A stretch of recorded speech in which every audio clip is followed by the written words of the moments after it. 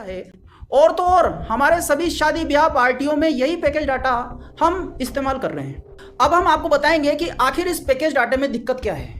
तो आपको ये सोचना चाहिए कि इस आटे में कुछ तो ऐसा है जिससे कि ये 6-6 महीने तक भी खराब नहीं हो रहा है, और इसकी रोटी इतनी अधिक मुलायम, सफेद और ज्यादा समय तक फ्रेश कैसे बनी रहती है। तो इसका जवाब सुनकर आप दंग रह जाएंगे कि इस पैकेज आटे में इस तरह की खूबियां बढ़ाने के लिए कई तरह के केमिकल्स का यूज हो रहा है। ऐसे केमिकल्स डाले जाते हैं जो कि आप आंखों से देख लें तो आप उस आटे का यूज करना तो दूर, उसके हाथ भी नहीं लगाएं। तो बात करते हैं आटे में डाले जाने वाले केमिकल्स की। तो एक पूरी लिस्ट है यहाँ पर। इनमें कुछ केमिकल एडिटिव्स, कुछ ब्लीचिंग एजेंट्स और कुछ को प्रिजर्वेटिव्स की कैटेगरी में रखा जाता है। तो इन केमिकल्स में एक केमिकल है एजोडी कार्बोनेमाइड। यह केमिकल वैसे तो यूज किया जाता है प्लास्टिक इंडस्ट्री में, क्योंकि जब यह गर्म होता है तो ये nitrogen, carbon monoxide, carbon dioxide और अमोनिया जैसी गैसेस को रिलीज करता है। तो उससे प्लास्टिक फूल जाता है और इससे प्लास्टिक में बबल्स बनते हैं, इसलिए इसको ब्लोविंग एजेंट भी कहते हैं।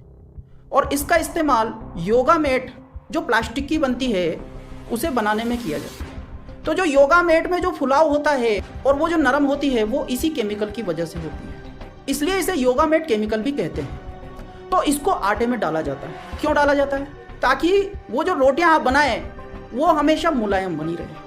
अब आप खा तो रहे हैं रोटी और उसके साथ ये एजिडो कार्बोनेमाइड भी खा रहे हैं, तो ये खुद एक टॉक्सिक एलिमेंट है जो शरीर में कई तरह की समस्याएं पैदा करता है। साथ ही उससे बनने वाली जो जहरीली गैसेस जैसे कि कार्बन मोनोऑक्साइड, अमोनिया भी आपके अंदर जा रही है। अब दूसरे केमिकल की बात करते हैं तो वो है बेंजोइल पेरोक्साइड। इसका इस्तेमाल कई तरह की केमिकल इंडस्ट्रीज में होता है। दरअसल ये एक ब्लीचिंग एजेंट है जिसका यूज रंग को और ज्यादा साफ और ज्यादा ब्राइटर करने में किया जाता है।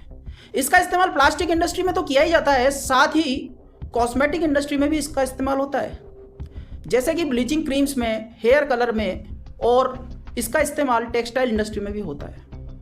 तो ये भी आपके पैकेज डाटे में मौजूद है, जिसकी वजह से रोटियां ज्यादा सफेद और दाग रहित दिखाई देती है। और ये जो बेंजोइल पेरोक्साइड है ये एक कार्सिनोजेन है जिससे कैंसर होता है। दोस्तों, मुझे अक्सर कुछ लोग ऐसे मिलते हैं जो इस तरह की बात करते हुए दिखते हैं कि अरे फलाने व्यक्ति को तो कैंसर हो गया, वो तो बेचारा कुछ गलत शौक भी नहीं करता था। तो अब आप सोचें कि व्यक्ति रोटी तो खाएगा ना, तो वो रोटी से कैसे बचेगा? वीडियो के अंत में आपको ये जानकारी मिलेगी कि आखिर हमको ये जहर खिलाने के पीछे कौन लोग हैं। पर इस